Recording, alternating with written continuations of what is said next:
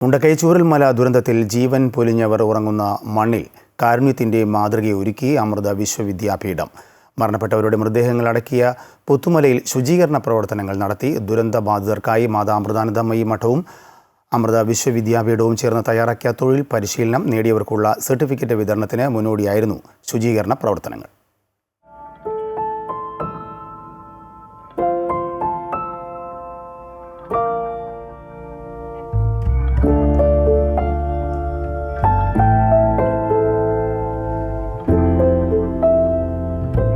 ചൂരൽമലയിലും മുണ്ടക്കയിലും ഒരുമയോടെ ജീവിച്ച നിമിഷയുടെയും സാവത്രിയുടെയും സഫിനയുടെയും എല്ലാം ഉറ്റവരും ബന്ധുക്കളും സുഹൃത്തുക്കളിൽ പലരും ഈ മണ്ണിലാണ് അന്തിയുറങ്ങുന്നത്.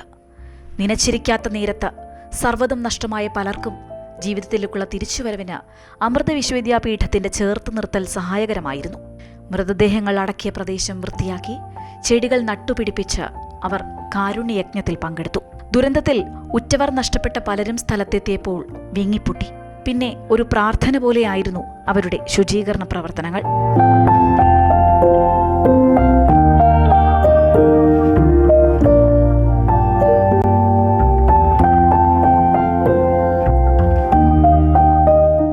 നമുക്ക് സന്തോഷമുണ്ട്, സങ്കടമുണ്ട്.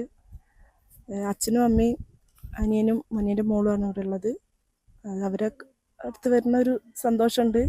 അപ്പം ഇതിനു മുമ്പായിട്ട് നമ്മൾ അവിടെ ഒരു സങ്കല്പമാണ്, ഈ ദുരന്ത മേഖലയിൽ അടക്കം ചെയ്തിട്ടുള്ള സ്ഥലത്ത് വന്നിട്ട് എല്ലാവർക്കും വേണ്ടി പ്രാർത്ഥിക്കുക. അവർക്ക് പ്രാർത്ഥന, അതുപോലെ തന്നെ ഇവിടെ ഒരു ശുചീകരണവും നടന്നു.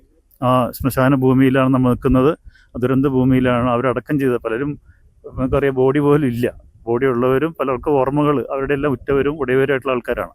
അപ്പോൾ ഇവിടെ വന്ന് നമ്മൾ ആദ്യം ഇത് ക്ലീൻ ചെയ്തു, എല്ലാവരും ചേർന്നിട്ട് ക്ലീൻ ചെയ്ത് പിന്നീട് നമ്മളൊരു സമൂഹ പ്രാർത്ഥനയാണ് ഇപ്പോൾ നടന്നത്. അതിൽ എല്ലാത്തിനെയും ഉൾക്കൊണ്ടുകൊണ്ടുള്ള ഒരു സമൂഹ പ്രാർത്ഥനയാണ് നടന്നത്. ഇത് വലിയൊരു മാതൃകയാണ് ഈ ഒരു കൂട്ടായ്മ എന്ന് പറയുന്നത്. അതിൽ അമ്മയുടെ ഒരു അനുഗ്രഹമായിട്ട് ഇത് തീർച്ചയായിട്ടും കാണുക.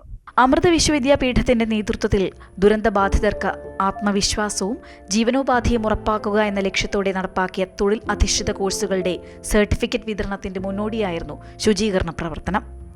അമൃത ന്യൂസ്, വയനാട്.